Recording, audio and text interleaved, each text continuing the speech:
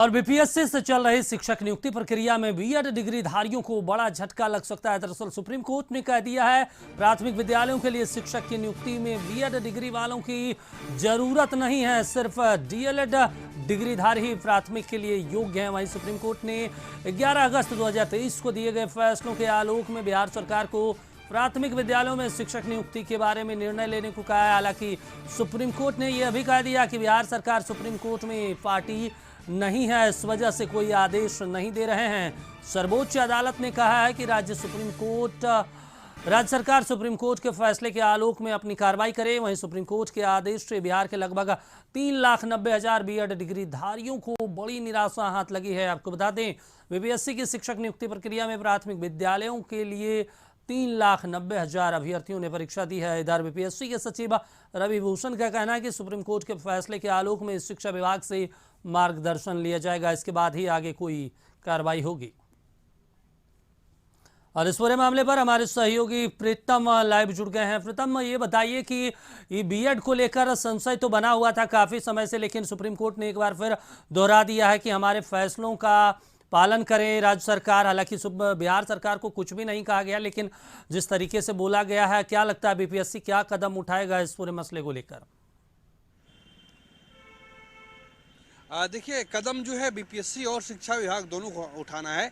और कदम जो उठाना है दरअसल शिक्षा विभाग को उठाना है, क्योंकि शिक्षा विभाग की एक इकाई है बीपीएससी, और बीपीएससी को इस बात की जिम्मेदारी दी गई है कि बिहार में जो 1,70,000 पदों पे बहाली हो रही है, उस बहाली को कदाचार मुक्त निपटाए। बीपीएससी को इसकी जिम्मेदारी दी गई है।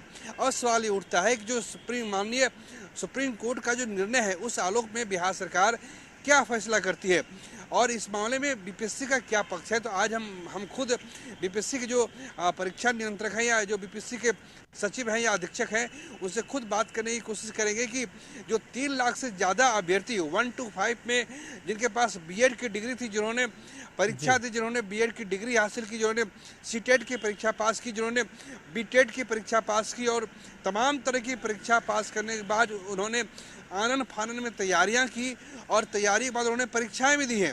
अब रिजल्ट उनका आएगा या नहीं आएगा, आपको पता होगा कि बिहार में फिलहाल जो है 4 सितंबर से लेकर 12 सितंबर तक जो है डॉक्यूमेंट वेरिफिकेशन होना है, और वो क्लास 9 से 12 तक के लिए है।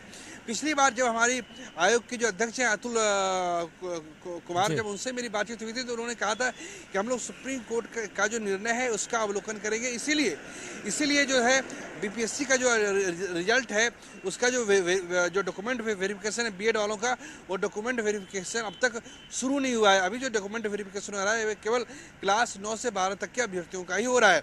अब देखना पड़ेगा कि जब सुप्रीम कोर्ट ने एक बार फिर से कहा है, पहले 11 अगस्त को सुप्रीम कोर्ट का फैसला आता है, अब दोबारा सुप्रीम कोर्ट ने कहा है कि बिहार सरकार जो है, बिहार लोक सेवा आयोग जो है इस मामले में अपना फैसला करे। और आपको समझना पड़ेगा कि टोटल जो 1,70,000 पदों पे जो बहाली हो रही है, उसमें से तकरीबन 90,000 पोस्ट जो है 1 to 5 के लिए, इसमें जो डिप्लोमा इन एलिमेंट्री एजुकेशन है यानी जो डीएलएड वाले छात्र हैं, उनको ही अब सुप्रीम कोर्ट के निर्णय के आलोक में मौका दिया जाएगा। जो बीएड वाले हैं उनको मौका नहीं मिलेगा।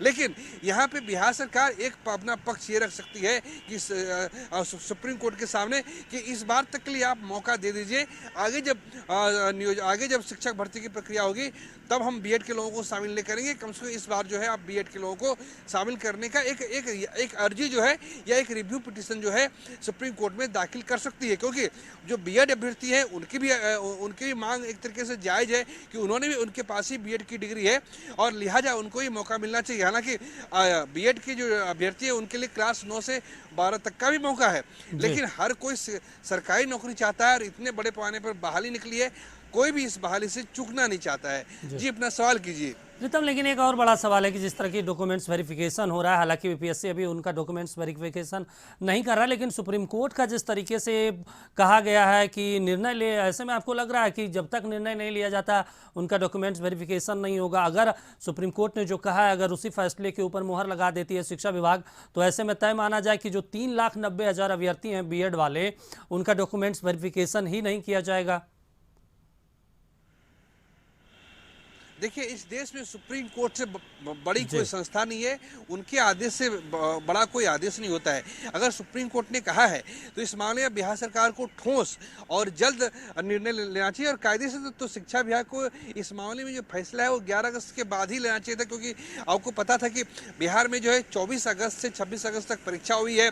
बिहार के 38 जिलों में परीक्षा हुई है, 7.5 लाख से ज़्यादा अभ्यर्थियों ने परीक्षा दी है, अलग अलग हिस्सों में बिहार, जो राजस्थान में, मुंबई में, चेन्नई में, यहाँ तक कि जो गुवाहाटी से भी लोग यहाँ परीक्षा देने के लिए पहुंचे थे।